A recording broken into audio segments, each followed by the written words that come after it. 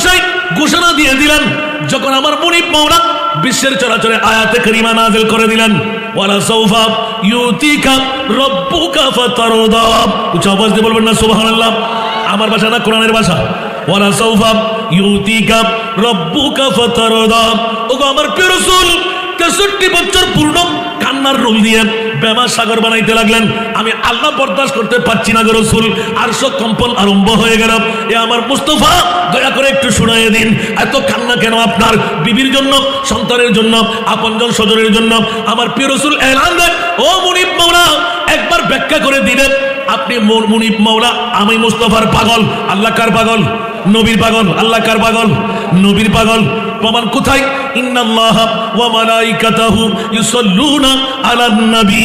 উচ্চ আওয়াজ দিয়ে বলুন না সুবহান। আল্লাহর কাছে নামাজ নাই, আল্লাহর কাছে রোজা নাই, আল্লাহর কাছে হজ নাই, আল্লাহর কাছে যাকাত নাই। মাওলা কি আছে তোমার কাছে?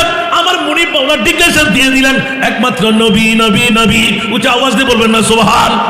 আল্লাহ কি নামাজ পড়ে? আল্লাহ কি রোজা রাখে? আল্লাহ কি হজ করে? আল্লাহ কি যাকাত দেয়? সবকিছু আমাদের।